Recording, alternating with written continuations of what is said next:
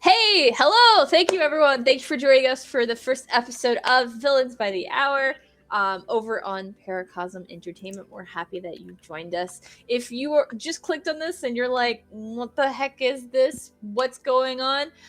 It's a surprise. It is a Villains for Hire satirical show, kind of modeled on the satirical nature of like The Office and Lower Decks and Below Decks and those kinds of shows. We are using the TV the RPG system, which is a rules light, story first, fun first system, which emulates itself off of TV shows, movies, those British shorts that are like 4+ hours long. And it is modeled using 4 main genres: action, mystery, drama, comedy. So you'll see us do roles based off of those 4 stats and where on those stats each of the players fall. I am Kayla, just K, DM Dalliance. I will be acting as your director, which is what the system calls its GM, DM, however you want to call it. So I will be the red shirts, everyone, the world. I will be leading our players through everything and making sure we have roll calls and consequences, because there will be consequences for your actions. A little bit of housekeeping. We do air every other Saturday. So if you want to continue and check us out live, keep up with us every other Saturday. If you miss a Saturday, don't freak out. There will be a video on demand on the Paracosm Entertainment YouTube channel to check out if you would like that. If you're interested in following us on social media, following any of our wonderful players on social media, anything like that, there will be links to everyone's social media in the chat and in the show notes for the video on demand if you want to check that out. If you want to check out any of our partners, like Underground Oracle Publishing, who just put out their massive Haro setting 300+ page book, which, spoilers, I worked on. It also makes a great home self-defense weapon because we have hardcover if you really want to knock some teeth out. And you don't want to read 300+ pages, it's fantastic. That is in the Cypher setting. Underground Oracle does have something coming out for Daggerheart and for Black Flag. So keep an eye out for that. With that being said, and my whole like long spiel and talking at you guys, I'm going to go ahead and introduce our wonderful players and have them give you their own spiels and where they can find you and what fun things they might be up to. So I'm going to pick up Blake. Blake, you're going first. Hello, everybody. My name is Blake. You can find me on the interwebs at Deathlazered or Cozy Trauma Crew, or find me here, which I'm so excited to get started this first episode. I'm playing Grizlar, and you'll hear more about them later. But yeah, excited to be here. Awesome. And then we will be picking on Nekala. Hi, I'm Nekala, aka Nekala the Druid, on all the social places. When I'm not here playing Vi, aka Violence, you can find me over at Diversity Saves, where I'm the director of programming. We're a 501c3 nonprofit focused on promoting, uplifting, and providing resources for marginalized groups in the TTRPG space. And also, pretty soon, you're going to be finding me on Deathlazered as well, but I'm not going to talk about that right now. Anyways, Secret. that's me. And then last but certainly not least, Christian. Hi, everybody. I'm Christian. You can call me Chris, he, him. Louis Kaboom on various places around the internet. Just excited to be here. I'll be playing Dr. Rash, PhD, in our villain group. Awesome. And since this is our first episode, for the first couple of episodes, we're going to give you all a spiel of the world, so you all are kind of level set on what's going on. So for the spiel, for the background for the show, a little bit about the world. 20 years ago, some natural disasters stirred up some ancient nonsense. The scientists could probably explain it to you or tell you what's actually going on, but no one ever really listens to them. But what did happen is it granted most of the remaining population of Earth powers. This created what was known as the Great Hero Boom. Every kid that grew up reading comics and watching cartoons suddenly had the ability to make a difference. Of course, this also meant a boom of villains, at least in the temporary. Those were quickly quelled from overwhelming numbers of new heroes. Newbies with superpowers also meant more destruction, more chaos, and a lot of like wanton injuries and things, which led to new laws that quickly licensed and controlled who could use their powers and how. A decade ago, so 10 years after the incident, a trio of supervillains saw the writing on the wall with the clamoring of the world for more superhero content and too many jailed villains. Because of the superheroes and the licensing, they had turned more into like celebrities, reality TV stars, entertainment. So these villains worked with governments and large superhero corporations that had spawned to take advantage of the potential earning to provide a service that was much needed to keep the new economy going. Villains for hire. They created Deathlazered. Evil by the minute is one of the best with efficient ordering systems, large contracts with the biggest superhero corporations, and is led by Slethno, a fierce Medusa CEO of evil. So that's a little bit to get you orientated on things going on in the world and how it's set up. So we're just going to kind of hop right into it from there. You were looking through the window of an apartment onto the TV. It's lunchish, rush hour time. Streets are packed. On the TV, pops up a Gorgon in a armor suit, shooting a flamethrower in slow motion across the camera as chaos reigns in the background to some very juxtaposed, soft, like elevator hold music, kind of. And a sultry voice comes over saying, "Evil by the second." It cuts to another Gorgon in a power suit with huge pointed collars, firing a machine gun into the air in slow motion as patrons in the bank drop to the floor. Minions in the background begin robbing the bank and patrons as that same music continues. Evil by the minute. Yet another Gorgon in full supervillain outfit, having a knockdown drag-out fight with a superhero in downtown. The action slows into slow motion as the two fly at each other, prepared to throw punches. Villains by the hour.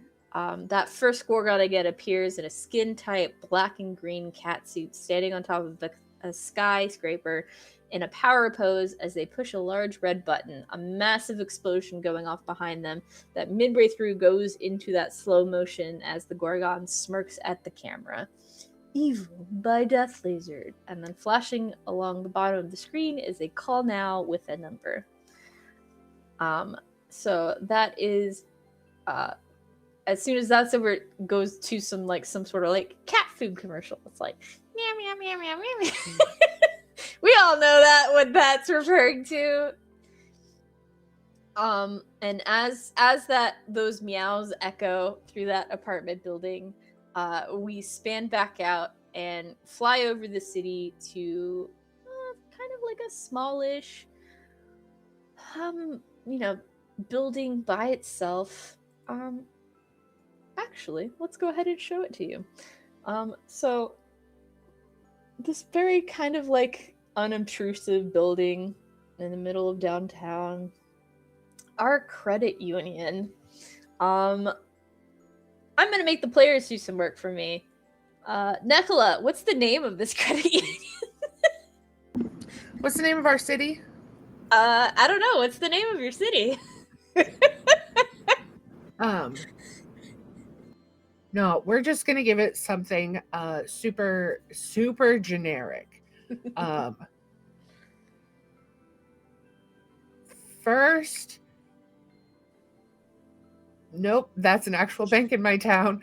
You're like, I can't name it after a bank. What's great about this is that like every town has like a first bank of blank, right? So you could have just taken the easy way out of this and just be like the first bank of town. But I now we know. gotta name both the city and the bank that it's in. Actually, I'm gonna name it a bank that doesn't exist anymore, but it lives rent free in my head from my hometown, called Fifth Thirds Bank. I remember that. I had my first bank account. It absolutely made no sense. No. None at all. Was yours also an upside down pyramid? No, but it is Oh. now the old building where they were in is now a nail salon, and they did not change anything about the building's aesthetics. It still has one of those pneumatic tube things outside that Biggs used to have. Oh my gosh. Yeah, ours was literally an upside down pyramid, except maybe it's not a point, but the second and third floors were larger. Anyway, we're gonna call it Fifth Thirds Bank because they don't exist anymore, and it just is a dumb name. They probably do exist, and I'm losing my mind. Anyway, this is Fifth Thirds Bank. Ah, awesome. Okay, so Fifth Thirds is sitting there. It's right after the lunch rush hour. Still a little bit of traffic. Still some people returning to work. There are several patrons standing in line to get help from a bank teller. There's maybe one or two people waiting to use the ATM outside because like myself, who's very antisocial, they'd rather use the ATM if they don't have to go in and get help. So our wonderful players, what I'm going to have you do is your tokens for your characters are there on the side of the map. I'm going to one by one ask you to place on the map where you are starting. If it's inside, you can just leave your token to the side for a moment. But if it's outside on the roof, you can go ahead, or on the roof, you can go ahead and place it. And then as you place your token, I'm going to have you describe your character to us. And whether or not you're already in your villain mode, if you've just gone ahead and gone there normally, if you still need to villainously transform, or if you're just showing up hot, ready to go, let's jump into it. So I'm not gonna pick on Blake again. I'll go in reverse order this time. So Christian, where on the map are you starting? And please describe to us your character. Yeah, I think Dr. Rash, PhD, is going to start off on the roof of the bank near this. Actually, this looks like power generator E, so I'll start over here first because Dr. Rash, who is over 8 feet tall, very, very wide builds, but wearing like a light, not light, but a bright white lab coat, is a blobfish man. He has pale grayish skin. Looks like that inaccurate picture of a blobfish, just like the very sad little with the nose and the droopy eyes that blobfish don't actually look like. And he's got a very rectangular shape to him. There's no head in the silhouette. It's basically just like the rectangle with a face on the shoulders, and glasses, which he doesn't have ears, so it's really weird how he keeps them on. Who knows? But he is there with kind of like a kind of a weird mix of strange animals that don't exist in any kind of world or real life or fictional. One of them, who he is using to to eventually take the power out in this building that we're on top of, is what looks like he was probably going for like a wolfish kind of beast, but the best he could do was get a Shar-Pei, and he kind of mix it with electric eels. So it's this very slimy, kind of layered face creature that walks on 4 legs, and he's got it near the power generators for the building. This is one of Dr. Rash's experiments, one of his mutated animals that he keeps around. and then standing behind him, just looming, not over him, but just like looming nearby, is a shoebill, mutated shoebill with like this huge beak and just glaring at him, just silently there, not squawk or anything like that. Um, the shoebill's name is Cicero, and they're just waiting here in this little corner of the rooftop, waiting for a signal from either Grizlar or Vi about when what we're about to do actually sets off. Awesome. And with that, where do we find Nicola? Where's your character? So Vi is actually in the parking lot. She is in the front. She probably would have in one of Deathlazer's disposable nondescript black vans have dropped off the other two to get to the roof and then kind of driven around, and she is currently in the back of the van waiting for the signal to jump out. And Vi is about 6'5", little more, lizard person. She is, if you're a Doctor Who fan, she's like a store brand Silurian, but she has purple scales. She's still sort of human proportions with being 6'5", and she wears a black like one-piece jumpsuit that is just solid matte black. And she has currently like a cape on to hide the like 2 machine guns that she's got strapped around her. You know what? 3 for no reason. 3 so that when she does go in and put them up, there's still one hanging on her. But that's hiding just in case somebody sees her, and then she's going to dramatically throw it off when it's time. But she is awaiting to make her entrance into the front. Okay. And Blake, where is your character? So imagine like a camera view pretty close. You see a kaiju, like Godzilla-esque, dark red scales that are so clean to the point that it actually reflects on the sun and like can be kind of blinding. In a janitor suit, black and green janitor suit, with holes in the back too, so that his dorsal spines that go all the way down from his back to his tail can stick out easily, not be uncomfortable. As the camera pans out, you see that he's all the height of about 3 feet. So it's a little guy. He's standing near the, well, I guess on this side, near the skylight opening. And I believe Grizlar's going to give the signal to Vi to enter, because I think the plan is going to be Vi's going to enter first. So he's going to just nod at Vi. Yes, Vi, and that will be after you cut the electricity. Yep. Yes. Okay. So I get the nod from Dr. Rash, and then I give the nod to. So there we go. So. We're using Cicero to go back and forth between us. Basically, like Cicero pops his head up, comes down, gives a menacing nod. Everything Cicero does is menacing. Those shoe wheels are terrifying. So as you all get ready and the kind of like tension builds right before something kicks off, we're gonna have a flashback moment to the office.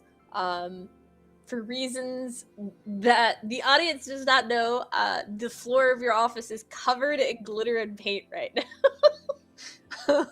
But you all are kind of huddled in the break room, kind of discussing your plans for this bank heist. So you all have shown us where you're set up, what you're prepared to do. What is a little bit of this plan that you guys have decided you're going to set up for this bank heist? Well, obviously, we are to cut the power to the building. Yeah. And we've got the like things spread out on the table, so we're all looking at it. Mm-hmm. And to talk about like what we know is true, like we're here to like to make some other heroes look good. Apparently, we're here to like kind of fake rob this bank. Mm-hmm. Looking at the plans, Vi says it has a huge ceiling skylight. That would probably make a huge make like a real cinematic entrance if you guys jumped down through it. Yes. Grizlar agrees. Lots of shiny little glass falling. Big mess. Yes, and Vi, you want to be the one to like go I'm ahead. sorry. We're in the break room and our new head janitor just turned on the vacuum. And your head janitor is this cute little probably like 3 to 4 feet tall, like a half a foot taller than Grizlar, red panda, has one of those like old school train conductor hats on, but the front of it says janitor, and big black rimmed glasses that like magnify their already very big, like cutesy black eyes, and they're just like happily chittering as they start How can you be mad at them? Grizlar's going to knock something down to make like something he knows is hard to clean up. He's going to like knock some glue down, just something that's super hard because. And they just like happily paddle over with their little cart and start cleaning it. Okay.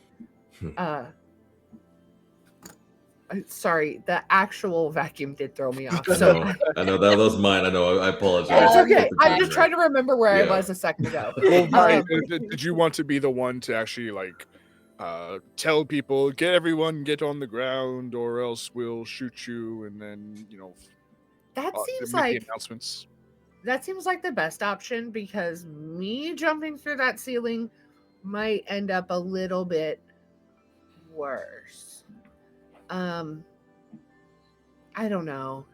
I mean, last time we'll have to remember to check in, because like last time we had to do something like this, we had asked for a hoverboard and they totally told us no. So next time we're gonna have to check. A minor flashback within a flashback moment to Dr. Rash being thoroughly yelled at by like a standing humanoid-esque octopus who's standing on 4 legs and using the other 4 to throw stationery, almost anime style, at Dr. Ocho, Rash. are you ungrateful little menace? I brought you into this world. Do not stop. Go! Shoot! How dare you? Go! And Dr. Ash dashes out of the room with like all of the stationery flying out after him, and then we flash back to you all in the break room. It's a no on the hoverboard. Yeah. Okay. Well, kids. Ocho's still mad. Apparently, life is pain and existence is nothing but a chore to him. So, and it's my fault somehow. He isn't much more intelligent than he was when I first created him, right? Octopuses are already very intelligent. No, yeah. And at some point we're going to learn to not send you and send somebody else. But who knows? Okay. What about these heroes? Does anybody have the paper on the heroes? Yeah, so there is a file on the heroes.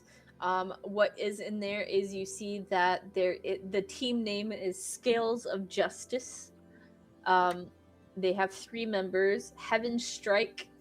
You see like this very tall 4-armed figure in like full suit of armor, kind of. You see another one who's labeled as Howler, and it just looks like shaky cam footage almost picture of like a werewolf mouth like leaping at a camera.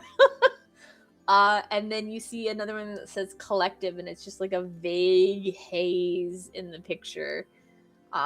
It does mark the team leader is Heaven Strike. For Grizlar's purposes, Howler is the strongest technically, and it seems like maybe the tactician is Collective. Is that a cloud? have a terrible name. Their name is. Where are the scales? What scales? Exactly. That's what Grizlar was going to say. It's not a pun. It's not. There's nothing. The name means nothing. That is insulting. They're putting us up against a bunch of scrubs, and I do not appreciate it. And we are above this. And you, in fact, feel like you are, because this team is a brand new superhero team, as you can see in the notes. They are new enough that they don't have any sponsors yet. They're trying to get the airtime, the fan base to be able to leverage into sponsorships. So they have their superhero agency has contracted Deathlazered for this bank job to get a little bit more airtime, make it a little bit easier to get them sponsorships.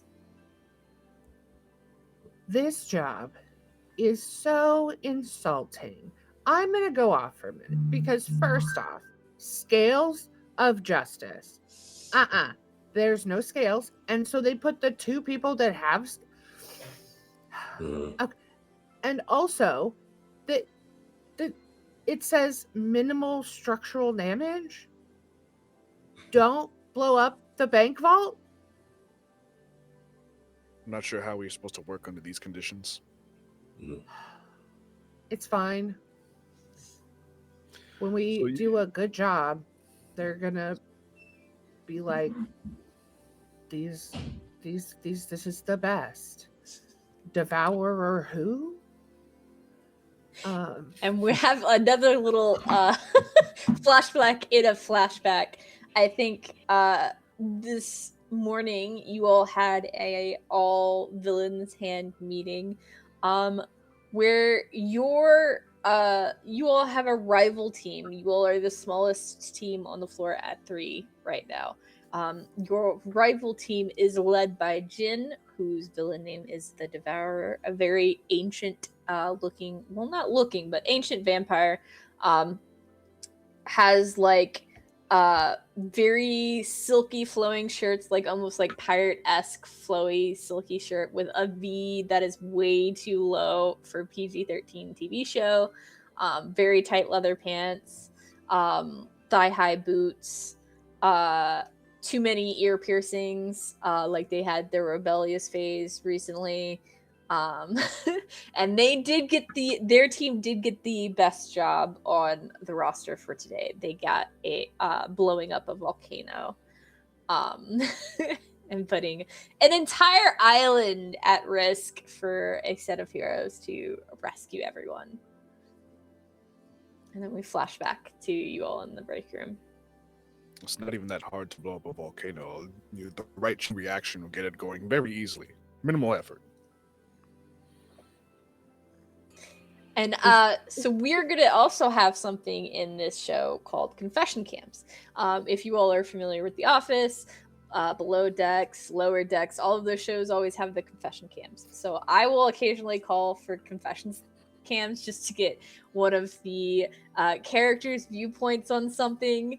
But they are also welcome to call out for a confession cam if there's something that they want to tell the camera, something they want to comment on, something that they want to add flavor-wise. So in this moment, I am going to call for a confession cam of Vi. Vi, when you see Jin and their team get the top job today in the all villains meeting, what when we flash to that confession cam, what is going on in your head? Like, what is that discussion? Penelope. My black cat Penelope is doing her best to be a distraction. That confession cam is Vi just like pinching her nose, barely a nose, and she's like,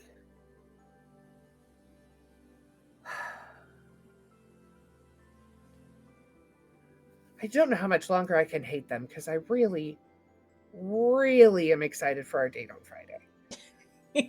and just like over your corner, because I think the confession cam is happening in like a conference room. Over your shoulder in like the corner, you see like the glass window behind you, and walking into frame is Jin, and they just kind of like make eye contact with the camera and wink, and then just keep going. Look, I know that like they're supposed to, and I told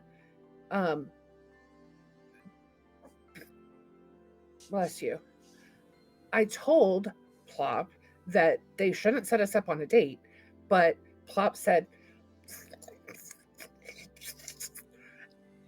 and I don't know how I'm supposed to like argue with that. I guess I'll go on this date, but I still haven't told the guys because like they are our rivals. They keep getting all the good jobs. we're Do you know gonna how easy it would be for Dr. Rash to blow up that volcano? Grizlar and I wouldn't even have to do anything. So with that, we're gonna flash to a confession cam of let me make sure I get this name right. Slosh Sound Plop Sound, who is the executive assistant to Slathno, the CEO. They are a green blob in the purest sense of green blob monster. And you just see them looking at the camera, and they're like, they get like two vague like arm-like appendages, and they're just making like noises at the camera. And I really hope that the mic is gonna pick these up. We'll see if that happens.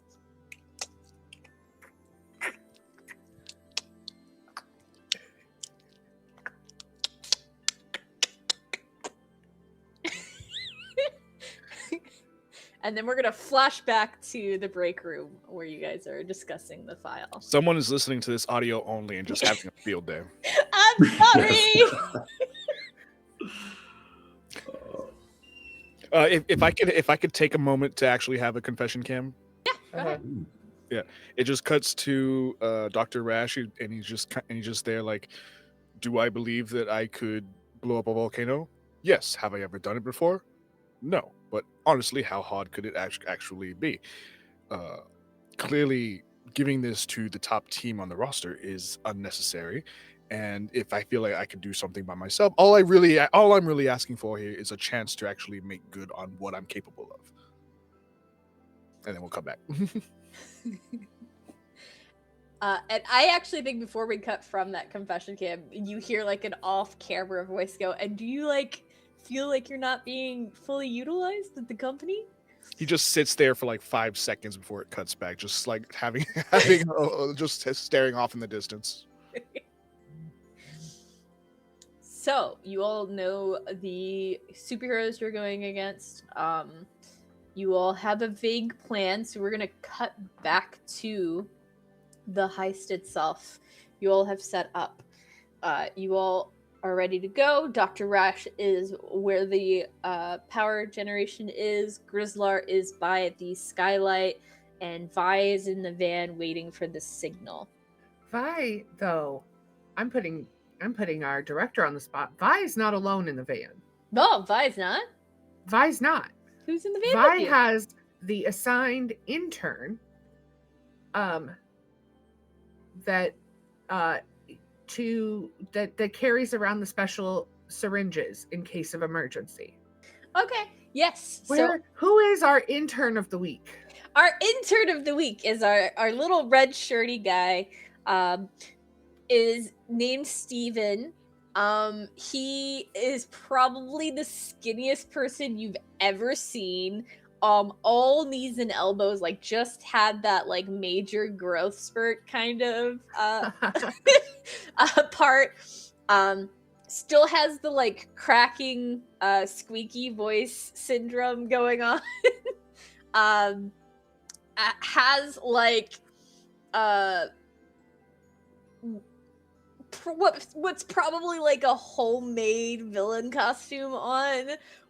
We're thinking like first Spider-Man costume in the OG set of movies from the early 2000s. Yes. We're like thinking of that level. And like clearly like a Party City like face mask on. Like sequins that are kind of like sloughing off when they move too much. They have a huge mop of like overly curly afroed out like bright red hair. And they are uh, uh, just sitting there very nervously, like their knees are probably up to their chest.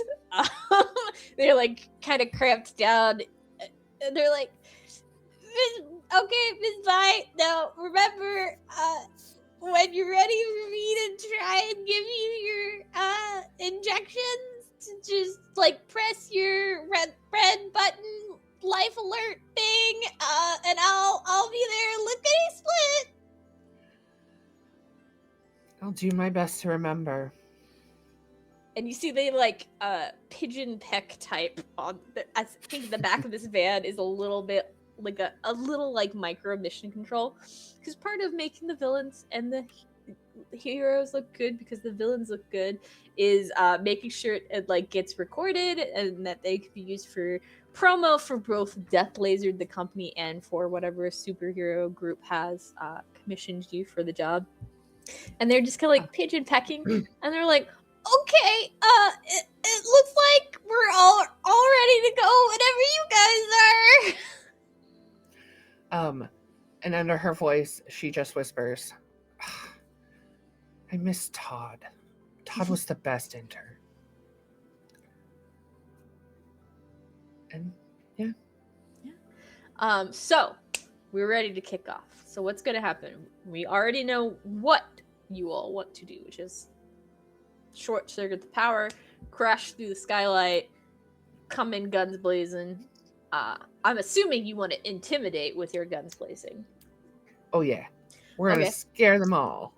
So what order of operations are you all looking for? Like, who's going first? Power's getting cut first. I think the power's cut first, then Vi is going in, I think. Then we're breaking the skylight. Vi will go in. Vi will shoot off the machine guns to hit the, wildly, to hit the ceiling, and that's when they come in. Okay. So is the power going off before or after Vi goes in? Before. All right. So that's her signal. That's when the power goes off is when Grizlar gives her who's gonna signal. Awesome. So Dr. Rash will go first. Since you are trying to short circuit the power, it will be a mystery roll, which is kind of like our intelligence in this game. Yeah, it's totally not the worst thing that I ironically the worst thing that I'm at. Oh no. So I'm gonna be rolling this with a -3.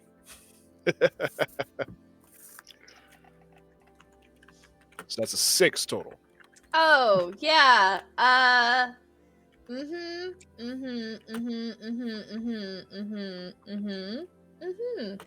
Yeah. So like you have what's the name of your animal? The eel dog combo? That's Padface. Padface latches down and is growling and like trying to like shake it and like short circuit it. But you realize that Padface just does not have the juice to take it, and is in fact itself getting electrocuted a little bit.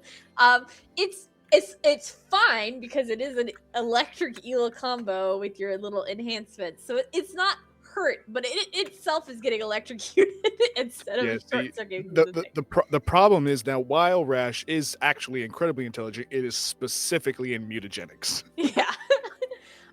So that's happening. You see it latch on. So when it latches on, are you going to give the nod to Grizlar?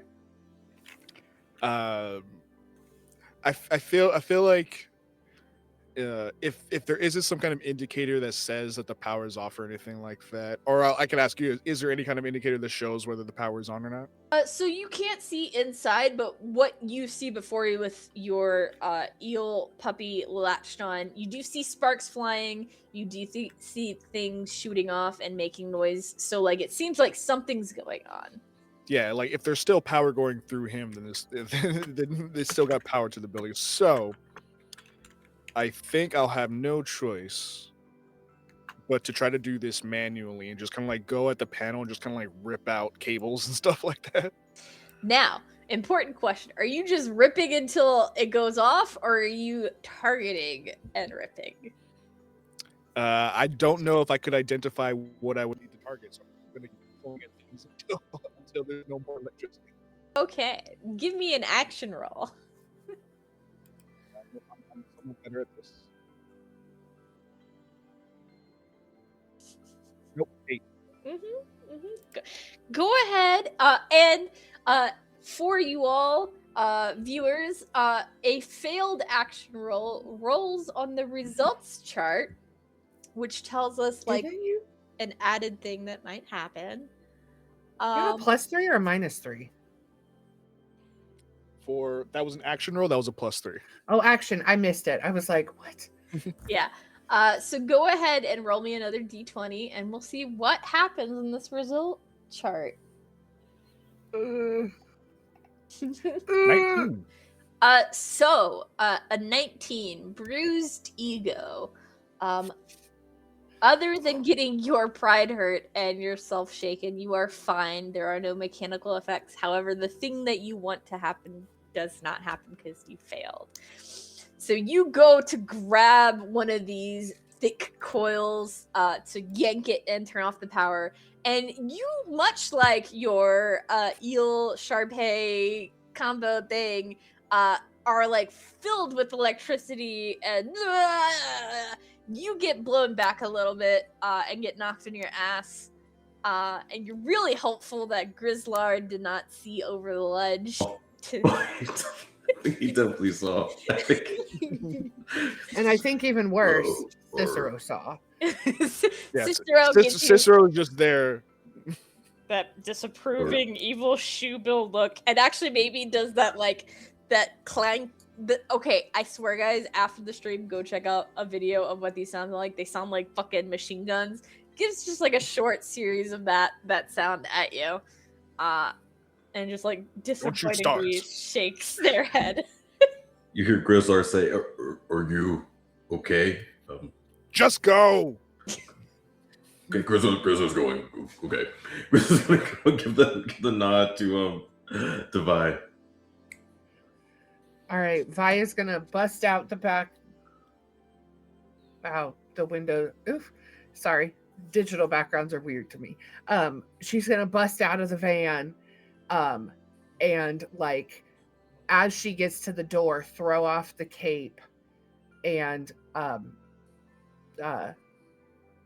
two into the doors, 2 machine guns out. Everybody get on the ground. Super cinematic. And she's gonna like shoot like just quick up to the ceiling, and then she's gonna like menacingly try and make sure that everybody gets on the ground.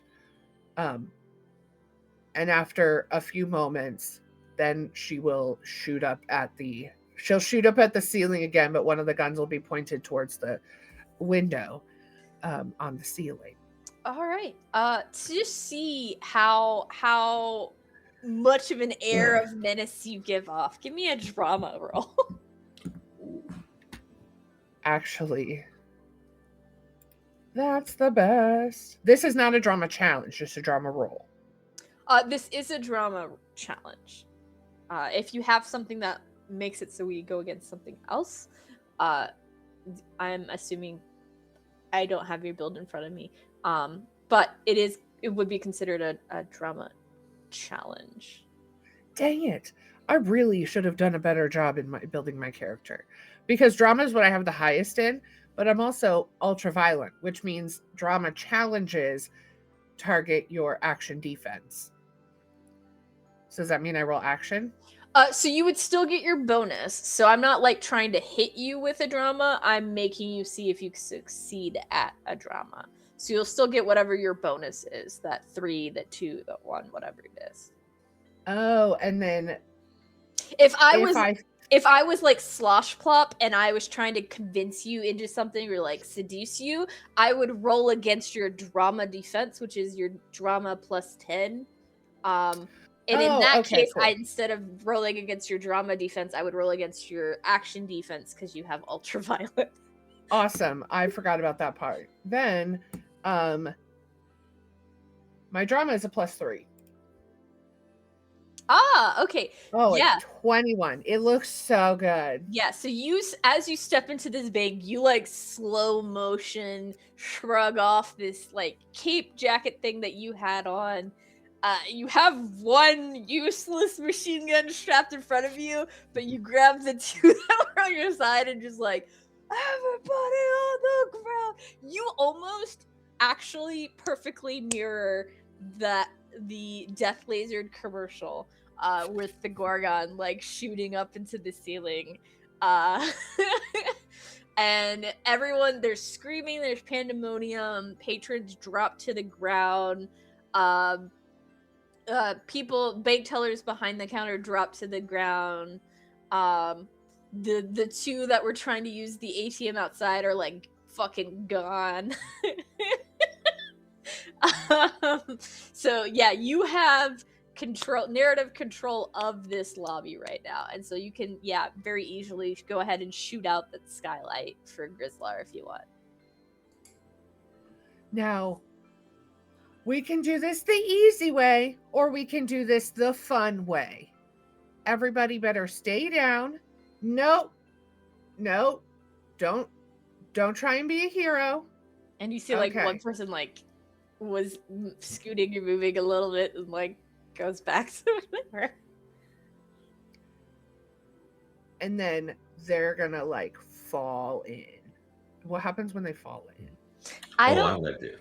Yeah, Grizlar, how are you getting into this lobby from the skylight?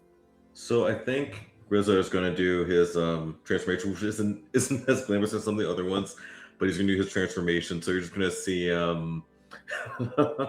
like he's going to let out a loud roar. It's going to cause like just real loud, or kind of like a earth-shaking roar. And then the only change is going to be his eyes are going to glow and the spines are going to grow a bright green color. So it's going to like glow a little bit. He's going to jump and do like a front flip so he can use his spines to break through the glass as he falls into it. So it uses like his spines to shatter it to fall through. Okay. Give me an action roll to see how well that goes for you. That is fine. Because action's all I got. All I can do is action rolls anyway, so... let's see...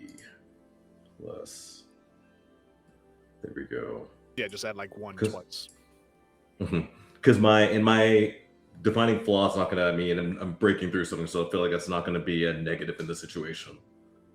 Correct? So I'm not going to get a -2 for this because knocking down stuff in this scenario would be... I mean, maybe not yet, but once you're in the middle of all those glass shards... Okay. So fine. You might have the sudden urge to sweep up some glass shards. We'll see. All right. Yeah, so I think with that, you perfectly time your like spin. Your spiky spines hit at the same time one of the bullets from Vi's machine gun hits it, and so effortlessly you go through that skylight and you tumble head over tail. Because you rolled so well, I'll actually let you tell me where in the general vicinity of the skylight you land. Oh. Let's see. I want to, if you will, I want to knock the people down like a bowling pin. Or like their bowling pin. So if anyone's still standing up, I'm like right near, not crushing anyone, but like near like the center of the people to kind of really scare them. If any are still kind of standing up. So like, I guess near the so that little back and forth is where that line of patrons would be. If you want to land in there or somewhere around there. Yeah. Wait, where would it be? I'm sorry. You could probably almost land on the teller counter. Actually, yeah, he's short enough too. So you know what? I like that. He's gonna land on the counter. I like that idea a lot better. If we move the map, does that move it for everybody? So I synced viewed, so you all should be looking at the first floor, I think. No, I just meant That's what I I see. keep zooming in and it keeps zooming back out. Oh, that's only when I hit the sync view to make sure everyone's there. That's okay. So you land on top of the like teller counter, and I would think because you rolled so well, your kaiju roar is still kind of like going as you land and just ending as you land, and all of the like furniture and metal bits and things that are not quite like nailed down or bolted down kind of like vibrate with that as it echoes. Dr. Rash, how are you getting into this building? At first, I was thinking I just kind of like hop down behind Grizlar, but now I have a worse idea. And because I've been rolling so well, might as well go with it. I feel like in times like this, like I am gonna go through the ceiling, the skylight, like Grizlar did, but I'm gonna have Cicero. I'm just gonna like hang onto Cicero's feet, and we're just gonna like hover down slowly. Okay, I like to think it's like Mary Poppins umbrella Yeah. style. 100%. 100%. So I will let you roll action for that. I'll say if you're using your shoe bill, you will get a 2 bonus to that. Because you are using something that you created, so it makes you a little bit more relevant.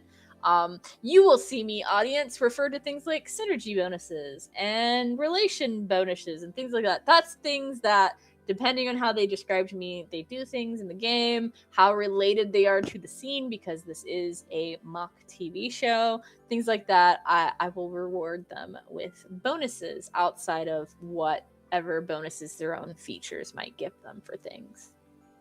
Yeah, so I'm just gonna look at Cicero and just be like, "Don't fuck me this time," and just roll a 7. He gives you this look, and like you go to jump, and you're like expecting him to flap up so you could grab his legs and come in Mary Poppins style, but you just told him not to fuck you on this. Son of a bitch! And you just see him giving you that evil shoe bill look as you go down. So you are going to take a point of plot point damage. In this game, in TP the RPG, we don't have AC, we don't have HP, we don't have mana or things like that. What we do have are 2 things. One called plot points, which kind of act like your health in this game. They're how relevant you are to the scene. If you ever lose all of your plot points, you are written out of the scene. So you are no longer relevant. You might be like knocked out and in a closet somewhere. You might just not have any camera time. However, we need to get you off scene if you lose all your plot points. Plot armor can be used to be taken away instead of your plot points. It's kind of like a little bit like a resource, kind of like a shield or armor itself. So if you have 4 plot armor and 5 or 6 plot points, if you go to lose a plot point, you can instead lose your plot armor. That's, given to make it so like you are really pertinent to the scene. You're an ensemble cast. Like, this show is about you. So it makes you a little harder to write it out of a scene if you're very connected to the things happening. Yeah, I'm not going to use a plot armor just yet. I'll take the hit to my plot points. This doesn't feel quite as dire for something like that. So yeah, you'll see like Grizlar just had this really cool moment, and then a half-ton blobfish man just falls behind him, like crash, leaves a crater in the middle of the lobby. Yeah, and I think you land tangled up in those like rope line guides. You just land right on it. You were expecting to float in. Just look back up at Cicero. He's just looking down at you, and he does that little like machine gun clapping sound at you, and then just like flies off. It's fine. Ugh. So it's at this point that we'll say you have entered a sort of initiative or combat. So for our lovely viewers at home, the way that this system, I'm going to move the camera, sorry. The way this system does initiative is via cards. So I'm going to draw cards for the initiative moving forward now that we're in the bank. I'm going to draw them for Dr. Rash first, then Grizlar, and then Vi.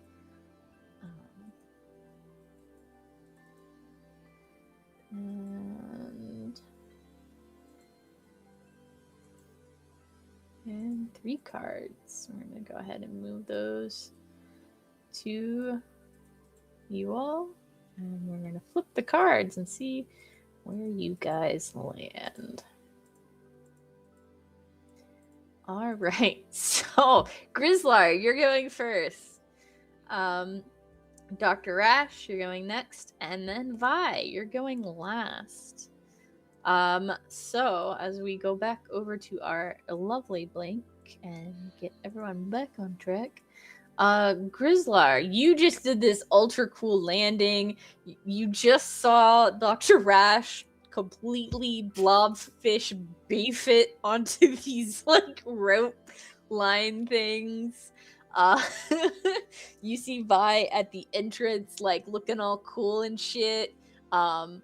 Very menacing air coming off of Vi. What would you like to do? Well, I do have a question. Wouldn't Vi be near up front, though? I thought the other plan was Vi was going to be, like, up front. If not, it's cool. So Vi is So up like, by the doors. Vi has entered door. in and did the machine Okay. gun thing. If you, Vi, would have liked to say you came in further, you can. But I put you at the entrance. I probably would have gotten just a little bit farther in. Okay. Well, can I have gotten that far? Yeah.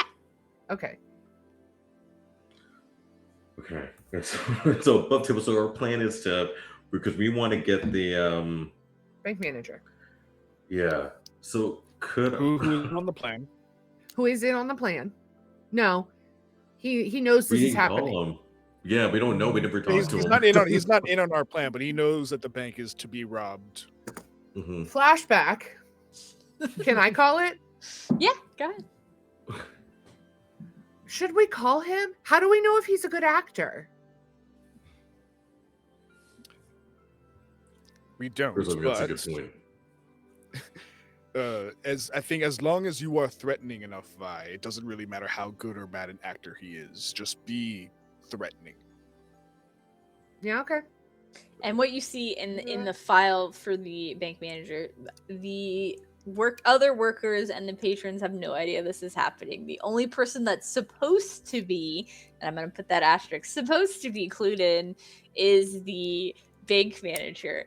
And they've provided his very derpy like company ID picture for you to identify him by. And he is probably an older gentleman in his like 60s or 70s. He has like a buzz cut. He looks like a little too built to be just like a bank manager. And he's just like death glaring the camera for his company ID. Okay.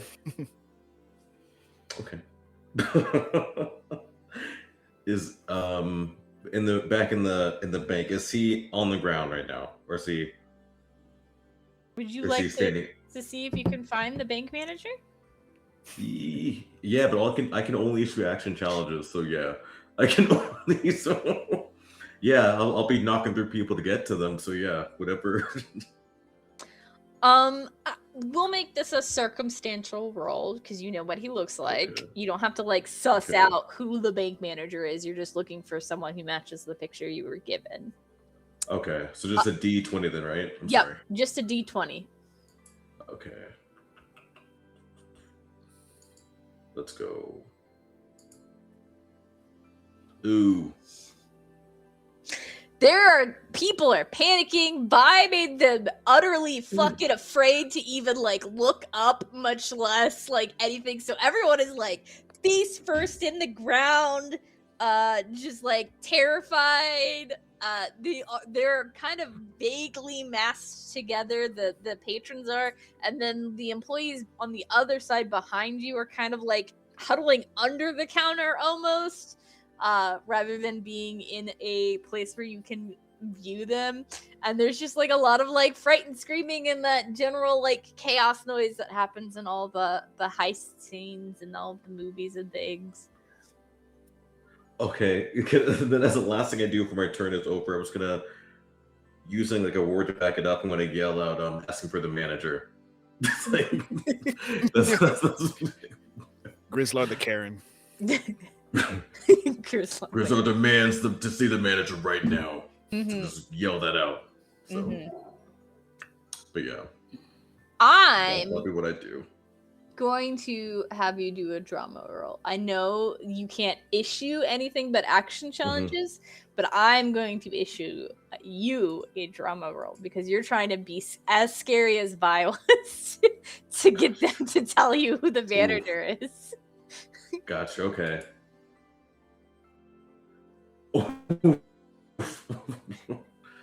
This little okay, 3 foot. So I fail. So I need to roll the Hey folks, just so like this is how you get drama, right? Like this is we start with the low rolls and we build our way up into becoming, truly good at what we're doing here. This is all leading up to exactly. So, oh, I have an idea. How you failed? I have an idea. So, mystery and comedy are two of the things that you roll on if you succeed. So you don't have to roll on the results chart for the mystery one. But this little 3 foot dude, even with his little glowy spines and his kaiju roar, they are much more focused and terrified on the 6 foot tall lizard person that just walked in with 3 machine guns. What are they gonna do with 3 machine guns? They're only using 2. What's that 3rd machine gun for? I think with that as well, he didn't even translate it to English. He just did spoken kaiju. So even if they didn't understand, they would have no clue what he just said. So that's my turn. I'll stay there too. I don't know about moving, but I'll stay, I guess, from my vantage point, standing on that desk. Dr. Rash, newly fallen into this lobby, what would you like to do? Yep, just going to stand up, just annoyed, and just call out to everyone saying, ladies, gentlemen, and otherwise, it is my distinct pleasure to inform you all that your valuables are to be purloined. Who's in charge? So you are also trying to get them to cooperate. So I will also have this be another drama challenge. Kayla the person almost wants this to be at where it fully has to make it all the way back around to Vi, because the rest of her team is not convincing, and she's like, God damn it. but we'll see what the dice say. What do we do? It's all going according to plan. Oh, natural 20. Damn. 23. Yeah. So you just you get up and you're like, oh, God. I'm being very polite. Yeah, you're very nice. You're very courteous. You put them a little bit at ease. And you see a hand from under the counter behind Grizlar come up, and you see kind of slowly peeking and standing up is that bank manager from that photo you all have. I'm here, please, don't leave the patrons alone, leave everyone else alone. It's I'm who you're looking for. No one has to get hurt as long as everyone cooperates. I'm just gonna go over to him, kind of grab him and pull him over the counter. Okay. And I'll just hand him over to Vi. Now, if you'll please show my associate the way to the vault. Yeah, I can do that. It's the opposite way that you pulled me, though. Like, Well, she's the one. She's the one taking you. Obviously, she's got all the guns. Listen to what she says. okay. And so Vi, it's your turn. Are you gonna come over? I'm gonna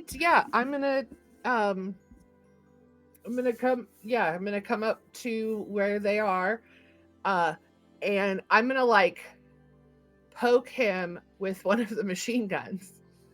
I'm gonna say, "Lead the way, sir." He kind of like takes the pokes, and he kind of like keeps his hands raised, and he'll start leading you towards the back, taking it around because he did get kind of tripped over the counter, so he has to take you back around towards where he can get you back in the back. Trying to make it look good, man. So as you all are settling in, for no reason in particular, totally unrelated to things that might happen, I will need a sacrifice or a volunteer to roll me just a d20. You I'll do it. You want to get Okay. over a 10. Wow. I think it's your turn. Okay. Yeah. I'll take one for the team. That is not over a 10. Okay. Wow. Okay. Rolling hot right now. So as Vi goes to move into the back of this, what happens, because you rolled a 3, is our heroes join us. So busting through the back, doors flinging open, bursting through it is this like vague haze cloud thing. You hear a crashing sound from the front area as a giant werewolf in a full like 3-piece business suit just barrel rolls into the conference room and like lands on the conference table, and you hear the sound of wings beating as just like diving through the skylight and landing right in front of the two of you is that Valkyrie sword and shield warrior. They are like head to toe full armor. It is bright silver with like gold filigree, full visor. They have big, huge white wings. They have 4 arms, 2 of which have long swords, and 2 of which look like they're holding together a giant, almost wall shield that completely covers one side of them. And they do like a perfect 3-point landing in front of you all. And Show off. I'm going to go ahead and see what their I draw from the top again. Their initiative is so they got a jack. So they're going to go after Grizlar, but before the rest of you on the next turn. Oh. So Grizlar, it's your turn now. Well, I gotta go after the strongest. So, oh yeah, you're saying something, Chris? Or... Oh no, it's the scales of justice. I don't see That any is it. scales. Oh, I'll show them scale. Grizlar will show them scales. He's gonna charge at the werewolf because he's the strongest. I can only attack the strongest one, and I'm gonna do again, just kind of jump and try to hit with my spine. So I'm gonna do like a front flip into him. So the strongest is going to be Howler, who's your werewolf character. He is on the far side from you in that conference room. So he's on the other side of the lobby. Yeah. So you would need to ignore and go past Heaven's Strike, the team lead, to get to Howler. So do you want to move that way? Yeah, because I can only actually, remember what it says. I can only can only issue what is it? Epic hero must take on who I think is the strongest. So like whoever the strongest one is. So yeah. Yeah. So yeah, we'll do that. You'll move, and I'll say you can jump on the opposite side of this conference table from Howler. What would you like to do against Howler? Well, I'm just gonna run. I'm just gonna do like again kind of a front flip to hit him with my spine. So I'm gonna try to like see if I can land on my back kind of. So awesome. Go ahead and give me a roll. It will be against his action defense. What is that? What is action defense? We'll see. Yep. Okay. Even with that, you just barely make his action defense. I'm gonna say if it meets it, it beats it, even though that's not a written rule in the system. They don't tell you. They just say it goes against the defense. That's all they say. I'm gonna say if it beats it, it beats it. So he is going to take that hit. He's going to. I just love the scene too, like a werewolf and a business student and a kaiju and a janitor's outfit. Like this is. Yep. This is the fight that's happening right now. It is the hero's turn after that epicness. So Heaven's Strike slowly stands up to their full height. They're about 7.5, 8 feet tall as they fully stand up to their full height in this massive suit of armor with these 2 swords and this huge wall kite shield on one side. And they point both swords at you and go, "Halt, villain! You will not prevail here against these good citizens." And they will go to run and slice at you. Really? Yeah. So it is going to be against your action defense. As a reminder, it is whatever your action bonus is plus 10. So if you have a 4, then plus 10 would be 14. If you have 2, plus 10 then 12.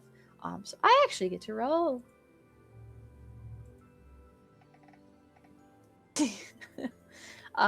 Let's see. Even it's a 12 with their bonus. My action defense is 13. Oh, okay, so it does it. So you kind of almost blobfish lean back. You're a little bendier than expected, out of the way as their swords cut just right above you in the air. We're almost the same height, so she's not used to having to go this high. Yeah, she's dang. Howler is going to try and return the favor. You see they kind of let out a big werewolf at the full moon howl, and their claws elongate even more, and they're just gonna rush at you and try to swipe at you. Do Howler. He's gonna have to roll high. Yeah. That is gonna be an 11 total. No. Not move. So what happened? Oh, I'm sorry. You can describe. I'm sorry. I had an idea. Yeah. So he's also not used to, Heaven Strike's not used to fighting someone who's of height of them. Howler's not used to fighting someone that's shorter than them. And so they come and do a wide swipe up, and at the apex of their swipe up, where normally it would go across someone's torso, it kind of just brushes your top head spine. And makes kind of a claws on chalkboard sound as it scrapes past your spike. I'm gonna say see, scales. These are what scales are. And then our collective is going to go for Vi. They're not going to try and tackle Vi, stop Vi, anything like that. Instead, what collective is going to try to do is you just hear from all around you the sound of a million small quiet voices all saying the same thing at a same time to kind of cacophony together to a normal raspy voice. "Halt, villain, release that innocent," as they kind of try and envelop you and convince you to let the guy go. It's just a little guy. It's just a little guy. You want to let the little guy go. No. That's a 10 against your what is this? Drama defense. Well, they have to target my action defense if they issue a drama challenge. Okay. So However, still a 10. This is where my my duality comes in, because also any roll made against my action defense can be added back to any genre. Mm-hmm. So then I'm going to kick it back to drama. So that's a 13. Okay, yeah. So it doesn't make it. It like envelops you and you like feel a little weird. It's like a lot of things vaguely touching you, but like it's not really like getting you to drop anything or stop anything. You're just like a little put off by it. And so with that, Dr. Rash, it is your turn. Cool. So yeah, I just dodged Heaven Strike's hit. I think Dr. Ash, who is not like, this isn't fun. this isn't enjoyable for him, and these guys are scrubs. I think what he'll do, he'll try to like judo slam her. So like when she takes a swing, he'll just like grab her arm and like just swing her over and try to like slam her into the ground. Mm-hmm. Go ahead and give me an action roll. All right. Which I'm pretty good at because I may be smart, but I am also a brute. 15. Yep, that hits. Yeah, so yeah, he just grabs her, brings her over the top, and just like slams her behind, and just tells us like, you're going to have to try better than that. Awesome. And then Vi, it's your turn. Ignoring the little flying nanobots, I am going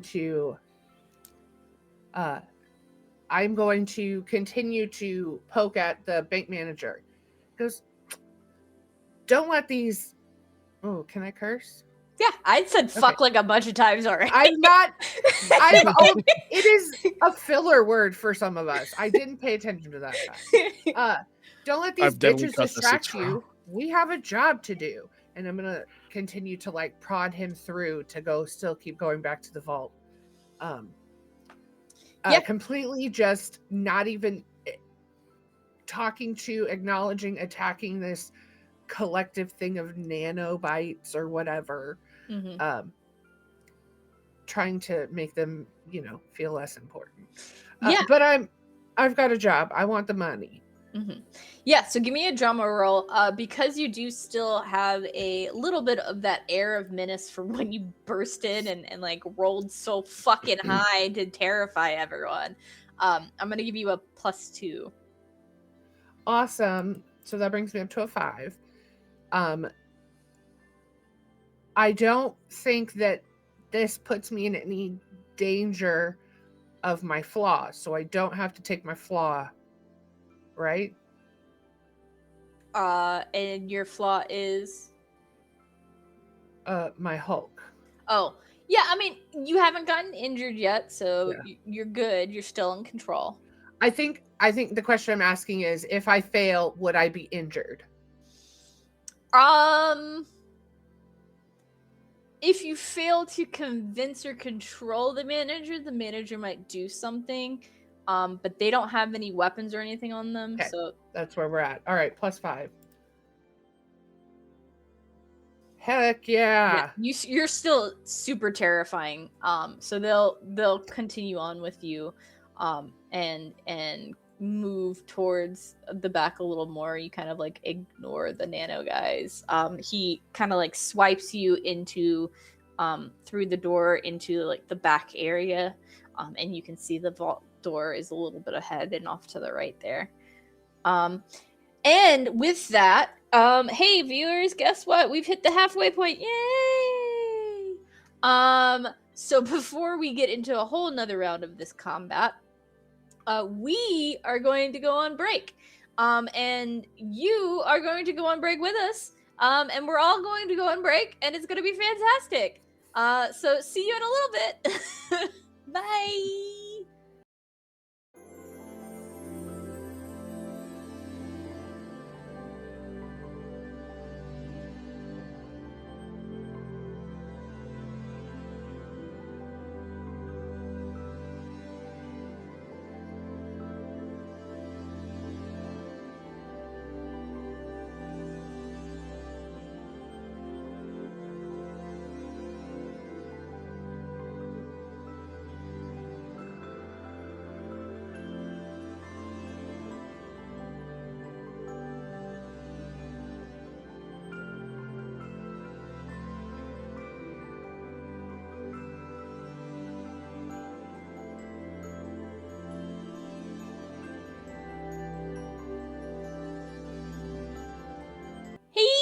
Hey everybody, hope you had a fantastic break. Our players are mid Bank Heist attempt. Seems to be going well. Grizlar, now I believe you're top of the initiative, so what would you like to do? Darn You're it. facing off with this werewolf in a business suit. You were thinking this whole time about what we would do next, right? Yeah. I was like, well, okay. Just for the viewers, because so we still haven't got to the bank vault yet. And it's not time for us. We don't want to lose yet, right? Like we still want to keep kind of the charade going for a little longer. Okay. I'm going to I'm gonna hit Howler again. I will because Valkyr, she's in front of the bank.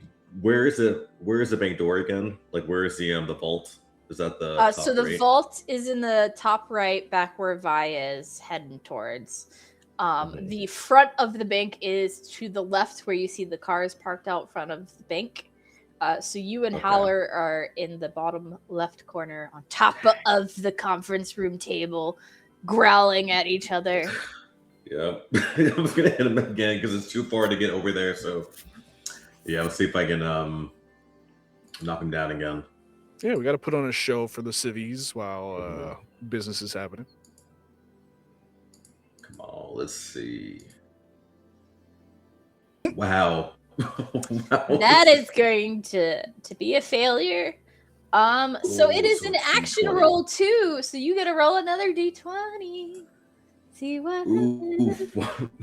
See, viewers, we've been rolling bad it's fine though. It's building up for something great. Okay. Oh. That's What pretty is close. 15? Let's see. Oh, not quite. Explosion. Instead, you got damaged. So something that I pick breaks or cannot be used anymore. You don't have it. You don't have the bonuses from it. Its functionality, however, is restored before the next scene. So after the bank heist, you'll get it back. I'm gonna say you break a nail. You went to go swipe at this dude, and you broke a nail. Ow. That probably hurt. Because you Wow. did attempt an action roll against Howler and failed, though, you are gonna take a point of plot point damage. I just noticed and that I'll the D20 take- is a spin down die, so I'm going to blame our bad rolls on that. Mhm. Is it really? Yeah, I'm it gonna goes take like the 20, plot 19, point for 18. now. Ooh, that hurt. Oof. Ripping nails hurts. So that's like, oh my gosh. Okay. So it is the hero's turn. So the Heaven Strike up in front of Dr. Rush is going to go ahead and take a swipe at you again. It's going to kind of like reverse their sword and come back down as they had came up last time. Let's see what that is. Oh, no, that's probably not going to hit you either. So misses again. Your wobbly nature is too much for them. Let's roll. I'm gonna roll though to see if we get an explosion. I just want to see if we get an explosion. No, we don't get an explosion. That's fine. No explosion. Well, when it comes to these heroes, and you can see, bring it throughout the turns up, like what is their flair like? Are they being heroic? Are they putting on a good picture or putting on a good show for the audience and stuff like that? Yeah, so especially the one that you're against, Heaven Strike is the leader. They have you've been on several of these missions. You've worked for Deathlazered for a while. They definitely look like they've been like PR team trained. Like when they do the slice, they're like following through and like heroically posing and then coming back down and like posing as they do it again. And they are saying like really stereotypical like hero of justice things. Like one-liners. Gosh. Okay. So You gotta ignore this is rookie shit. Like you gotta ignore the PR training because the audience likes the real stuff. yeah, and you can tell they are probably more highly like trained for the like PR nature of being a superhero team than they are the action nature of fights, etc. Howler's gonna continue his rage at Grizlar. Wrong tab.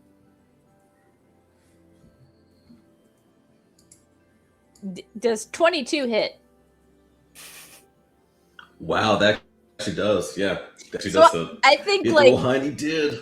I think you break a nail and he like almost like full all four legs crouches and like launches himself across the table at you and slams you into this whiteboard that's here on the thing and just takes a bite out of you.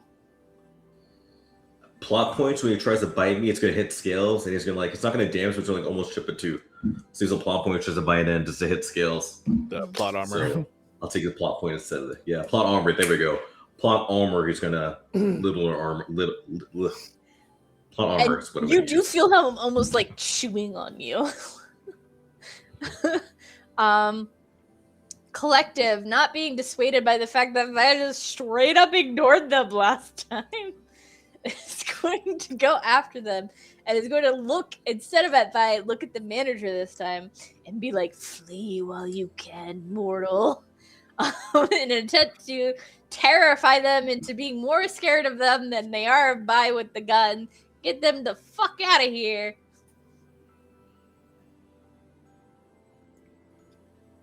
So that is going to be the poor manager, who is a very stereotypical human. They kind of like look at you, look at this weird amorphous cloud that looks kind of scary too, and they are going to take off opposite of the vault further into the back room instead. So they're running from you, and as they're running from you, Vi, it is now your turn. Oh wait, no, Dr. Ash. Dr. Ash goes before Vi. Yeah, let's throw the rookies a bone. I think Dr. Ash should be like, this is he'll just like whisper to Heaven Strike like, this is rookie nonsense, and then he'll just try to like put on a little bit more of a show to make the heroes look good. So he'll just be like, I have heard so much of you, Heaven Strike, and your heroic feats throughout this great city of ours that I will rule under my feet. But do you truly think that you can meet the challenge that I bring? Bow in fear to my great presence. I'm actually going to call for a confession cam as you do this like monologue thing for Dr. Ash in this moment. I think the question that the off-camera person probably asked was something like, it was like, how often do you like go into something like what's the process of being a villain on the clock? And he's like, the process is very simple. We just have to make this is all about just trying to make the heroes look good. You'll find that, as they say, every great hero is only as good as the villains which they fight against. And so, if we don't make ourselves look threatening and make it look like, the heroes on the back foot, it's just going to make their victory all the more lesser for it. So, that's why we have to put up a good fight, to say the least. We can't just roll over and let them win. We have to make it a show. Yeah, and so just finished your monologue. Roll me a drama to see how well this reads for the rest of the people in this bank. For the drama, that's a 17. Yeah, so it's very Shakespearean-esque, classic villain monologue. I would say Steven in the van at that exact moment triggers a sound, and somewhere in it, like a hidden Bluetooth speaker, does a little bit of like a thunder sound as you're doing this. cut to Steven in the van. Cut back. Yeah, so you kind of like ham it up for the security cameras because you didn't cut the power, and the patrons in the bank themselves. See, this is all part of the plan, guys. See, that's why we couldn't cut the power. Yeah. Vi, it is now your turn. The manager is run away from you. I'm gonna go, excuse me, I didn't say you could go. And I'm gonna shoot, not like it's gonna look like maybe I was shoot from the onlooker's perspective, like I'm shooting at him, but I'm actually shooting at like computers and stuff. Mm-hmm. Just like to get him to stop and come back. Mm-hmm. Like he can't escape 3 machine guns. Yeah. So you're shooting at him. So this is going to be action instead of trauma. Mm-hmm. I'm shooting next to him, and if I'm shooting in his vicinity. I don't know about you, but I don't like shots in my vicinity. All right. That's a Oh. I can't issue action challenges. So maybe I don't. Wait. I guess that would still count. But my pacifist nature says I can't issue action challenges. Well, so you're trying not to hit him. Exactly. And you're not trying to fight him. Right. So I would still be able to roll the action. Yeah, because this is more to see if you don't hit him.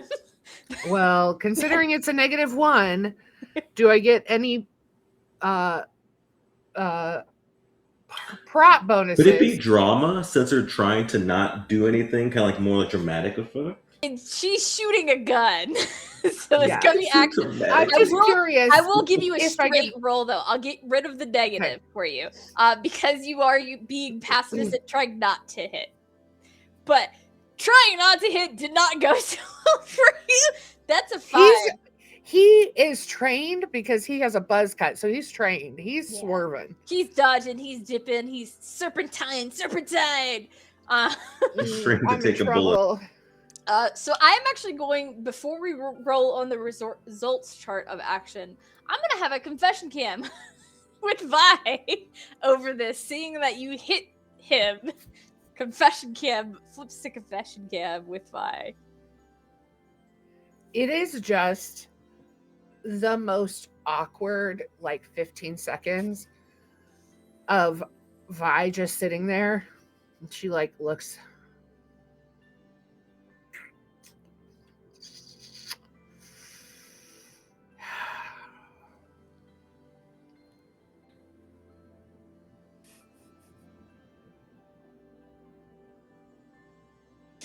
Yep.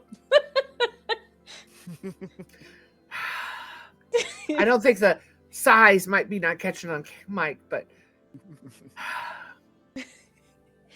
and then we're gonna flip back to that action. Roll me another d20 to see what result on the action chart you get. That's gonna be a 6. Ooh. We have got to get a dice that's not a spin down dice. Yeah, sure. For you all, that might be a good idea. So with a 6, you are injured. So mechanically, that means you skip your next turn. What I'm going to add on top of that, since you're getting injured, you shoot him and it goes through his shoulder into one of the monitors of the computer, and it kind of like has an explosion of shards, and one of those shards scratches your cheek as it shoots past you.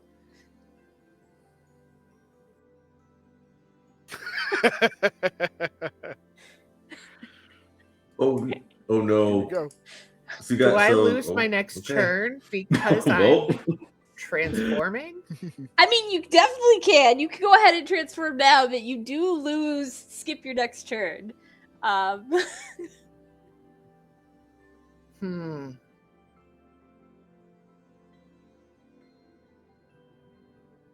You know what? I'm actually going to take a plot armor for this. Instead of my plot point, a plot armor. Mm-hmm. With that, it doesn't get rid of the result. It just gives you plot armor instead of plot points. The bank is going to need some plot armor. I will do it in place of my next turn. We'll let this go, and then we'll let everybody finish their turns before shit hits the fan. Yeah, so right back up at the top, Grizlar, you are slammed up against this whiteboard. You have a werewolf nomming on you. What would you like to do? I'm gonna try to use my momentum to push myself off the wall and kind of ramp him into back onto the desk or whatever. Mm-hmm. If I could and try that, I think. Yeah. Give me action. Because Vi didn't transform yet, right? So Vi is still Vi for now. No, for now, yeah. You haven't heard any building breaking or crashing. I mean, you probably heard the gun go off, but that's just been happening. Yeah. That's how we started. And she's out of sight of Dr. Rash, so it's not like Dr. Rash could see this happening. She's behind a wall. There's a door. I got you. Does a 15? I think a 15 with that. I believe that meets with Howler, so if it meets, it beats. So you can push him. You kind of push off of this whiteboard, and he kind of his knees collapse backwards, so he falls with you on top of him, on this conference table. It's gonna. Yeah, and I'll kind of just keep him pinned down. I'll stay there for now because I haven't heard anything else, so I'm just gonna stay there for now. Do some loud, taking cues from Dr. Rash, make some extra loud kind of roars coming from there, make it really kind of intense sounding. Yeah, and he growls at you. You're growling at him. There's a little scrabbling almost going on. I assume we understand each other too when we're growling. We have to understand what we're saying through it. So it's vaguely the same type of growling. It's a slightly different dialect. He's wolf growling at you and you're kaiju growling back. But it's close enough where you can mostly understand each other. Occasionally there's a weird misunderstanding where he's like, "What do you mean there's fish in the marketplace?" You hear a growl with a question mark, kind of like that kind of growl. So yeah. That's going on. So it is the hero's turn. I'm going to have Collective go first. The cloud known as Collective is going to rush towards the manager and kind of envelop them because they did get shot. Yeah. And is going to do their best to provide some defense. So they're going to hold their action to provide some defense for this bank manager because it looks I think he can recognize that something's about to pop off. Howler's gonna go after Grizlar and is gonna try to nom on you again because you're on top of him. You're within biting distance. It's fine. You're going nom. I'm assuming a 10 does not hit.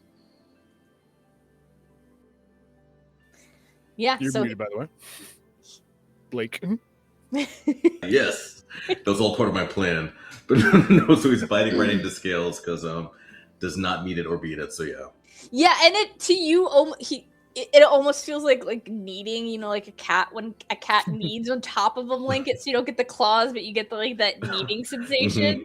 And actually, we'll flip to a confession camp as he's nomming, but it feels more like a weird cat knead.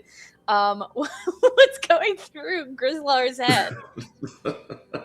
Was it pans the camera? So Grizlar has to wait for the camera to pan down because he's so short. So he has to wait. Spike, and then it slowly comes down to you. Grizlar does not like being chewed on. Feels very uncomfortable. Yeah, never again. You just you just see the bottom half of Jin in the mirror because it panned down to get you more in the frame, and you just see him squeezing a squeaky toy as you say that.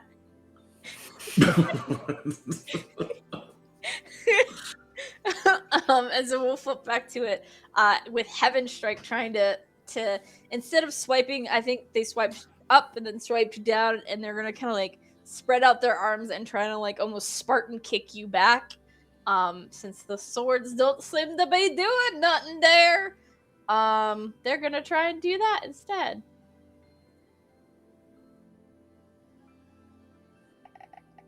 I'm assuming a 10 does not hit. It does not. You know, trying to make these heroes look good is not easy. So Dr. Rash, it's your turn. Dr. Rash doesn't know that things are about to go bad. So, like, as far as I'm concerned, we're actually doing pretty okay. So yeah. I think like after the failed kick, the failed Sparta kick to Dr. Rash, I think he is actually going to like fake fall back as if the kick actually did like something. And then he's just gonna kind of like take a knee and stand back up and is like, and so you feel like you're going to make your final move now to end this great epic battle once and for all, huh? And then he's just gonna kind of like leave himself open for like Heaven Strike to come in for like some kind of final blow. Now, purposely leave himself open. 2 questions. Did the team do any sort of signal for like when they want to wrap this up? Did they kind of like figure out what that signal was in the break room? I would say yes. I mean, because like this is our first rodeo, and so I would say yes that we would know like the key, the code word. Okay. Well, I feel like it could be as simple as like as soon as one of us goes down, then like it could go happen like a domino, where like okay, now's the time when the rest of us can go. It doesn't have to happen all at once, but like it's like, oh, we've passed the crescendo now. Let's try to end this. And is Dr. Rush taking this moment as just to ramp up tension, or as a signal like, hey guys, we need to start losing? I think it's more just a moment to ramp up tension, because ultimately it's going to be up to Heaven Strike to actually like hit and land this blow to make it work. Yeah, so go ahead and roll me drama, because you're trying to sell the like, I got knocked back by this kick that did not connect, and oh gosh, these heroes. It's like natural 20. Yeah.